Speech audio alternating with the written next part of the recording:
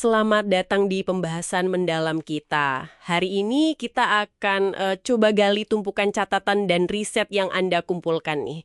Tentang gimana sih perubahan-perubahan kecil itu bisa memicu hasil yang luar biasa. Anda pasti ingat kan contoh tim balap sepeda Inggris yang fenomenal itu? Oh, iya iya. Yang itu ya? Betul. Dari biasa aja, jadi juara dunia. Kok bisa? Hanya dengan fokus perbaikan 1% di mana-mana. Kedengerannya kayak, mustahil ya. Tapi coba kita bedah deh, apa sih yang sebenarnya terjadi berdasarkan materi ini?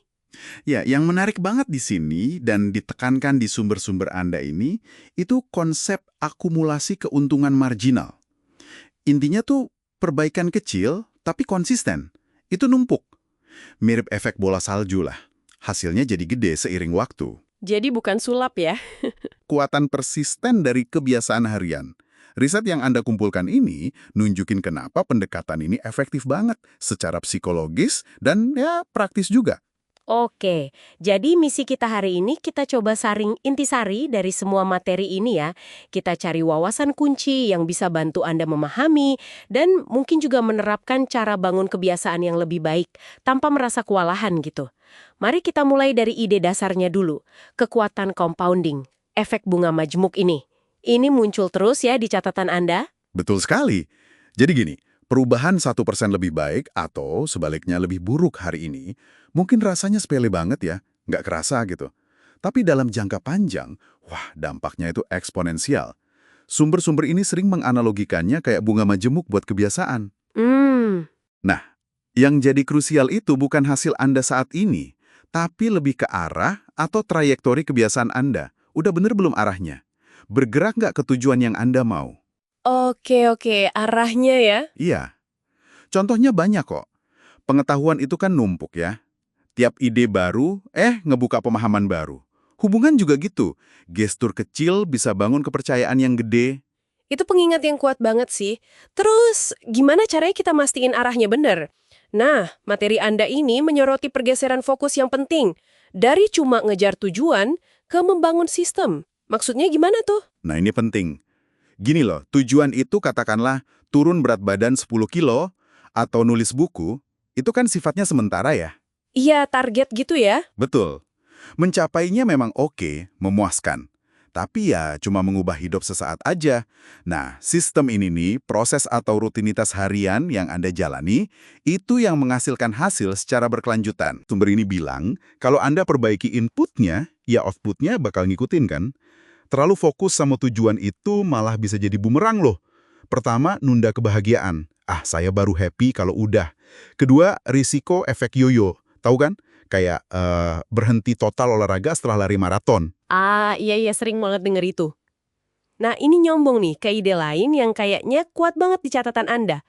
Bangun kebiasaan berbasis identitas. Ini kedengerannya lebih dalam ya daripada cuma ngubah perilaku. Jauh lebih dalam. Ini tingkat perubahan yang paling fundamental bisa dibilang. Bukan cuma ngubah apa yang Anda lakukan atau gimana cara melakukannya, tapi ngubah siapa diri Anda. Identitas. Identitas ya? Iya. Jadi, pertanyaan kuncinya, saya ini pengen jadi tipe orang yang kayak gimana sih? Nah, alih-alih mikir, saya mau baca 1 buku minggu ini. Tujuannya jadi, saya adalah seorang pembaca. Oh. Setiap tindakan kecil, misalnya baca 1 halaman aja, itu jadi semacam suara yang mengafirmasi identitas itu. Kayak ngasih bukti ke diri sendiri. Wah, menarik. Jadi kayak bukti buat diri sendiri gitu ya. Tapi kan kadang terasa sulit ya. Misalnya pengen jadi penulis tapi baru bisa nulis 1 paragraf gitu. Gimana sumber-sumber ini nyaranin kita buat menjembatani gap itu? Pertanyaan bagus. Kuncinya itu konsistensi, bukan intensitas. Terutama di awal. Gini, perilaku yang nggak sejalan sama citra diri yang Anda yakini, itu susah dipertahanin. Sumber-sumber Anda ini menekankan banget. Rasa bangga pada identitas itu motivator intrinsik paling kuat. Jadi, baca 1 halaman mungkin kecil ya, tapi itu tindakan yang dilakukan oleh seorang pembaca. Nah, kalau dilakukan terus-terusan, itu ngebangun keyakinan pada identitas baru itu. Oke, konsepnya kuat nih. Sekarang, gimana cara bikin ini bekerja di dunia nyata? Catatan Anda kan penuh strategi praktis ya, yang dirangkum jadi 4 hukum perubahan perilaku. Kita bahas kilas yuk, Hukum pertama, buat jelas, make it obvious. Lingkungan ngaruh banget ya. Tepat. Banget. Jadi kita harus rancang lingkungan kita biar dukung kebiasaan baik. Kalau mau lebih sering minum air ya jangan sembunyiin botolnya. Taruh aja di tempat yang gampang kelihatan, gampang dijangkau. Oh ya, bener juga. Terus ada juga prinsip satu tempat satu fungsi yang ditekankan di riset Anda. Misalnya tempat tidur ya buat tidur aja. Jangan buat kerja atau nonton. Biar asosiasi kebiasaan sama konteksnya kuat. Oke, lanjut hukum kedua. Buat menarik, make it attractive. Ini soal motivasi ya. Anda garis bawahi strategi temptation bundling di catatan Anda. Bisa dijelasin sedikit? Bisa. Temptation bundling itu intinya ngabungin sesuatu yang perlu Anda lakukan sama sesuatu yang pengen banget Anda lakukan. Contohnya? Contoh paling umum nih, Anda cuma boleh nonton serial favorit pas lagi olahraga di treadmill. Jadi olahraganya lebih menarik kan? Iya juga ya. Sumber-sumber Anda juga nunjukin kekuatan pengaruh sosial. Kita itu cenderung niru kebiasaan orang terdekat, komunitas, atau orang yang kita kagumi. Jadi gabung ke grup yang kebiasaannya positif, itu bisa ngebantu banget. Emang agak males ya milih jalur termudah. Aturan 2 menit yang dibahas di materi Anda, kayaknya ini kunci banget ya di sini. Bener sekali. Ini namanya hukum upaya minimum. Nah, aturan 2 menit itu nyaranin mulai kebiasaan baru dengan versi yang bisa dilakukan kurang dari 2 menit aja. Kurang dari 2 menit. Iya. Jadi, baca 1 buku, jadinya baca 1 halaman. Olahraga 30 menit, jadi pakai sepatu lari. Tujuannya itu cuma buat menguasai ritual memulainya aja. Karena kalau udah mulai, biasanya lebih gampang buat lanjut. Hambatan terbesar itu seringnya cuma buat mulainya aja kok. Setuju, setuju.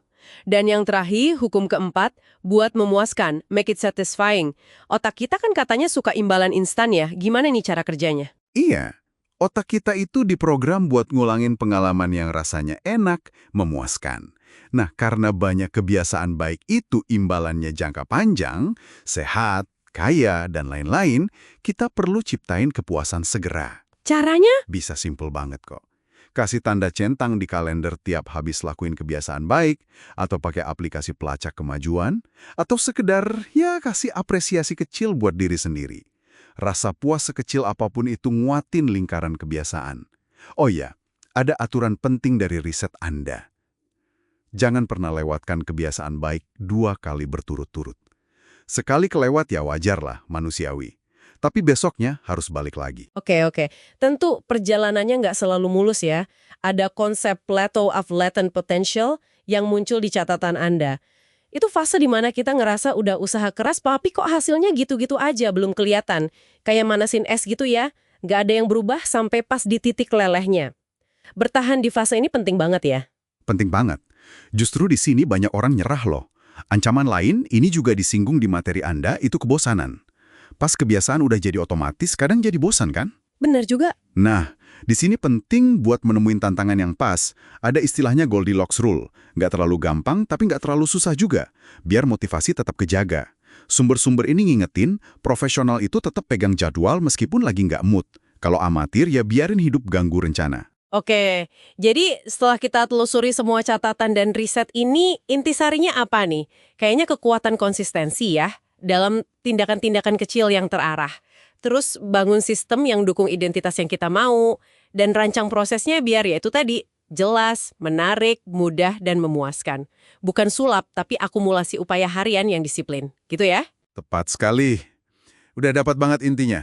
Dan mungkin pemikiran penutup yang bisa Anda renungkan dari semua ini, potensi kita itu seringnya bukan karena kurang mampu, tapi karena kurang konsisten aja di hal-hal kecil. Nah, pertanyaannya mungkin, apa satu kebiasaan super kecil yang butuhnya kurang dari 2 menit yang bisa Anda mulai hari ini? Sebagai suara pertama untuk jadi tipe orang yang Anda cita-citakan itu? Coba dipikirkan.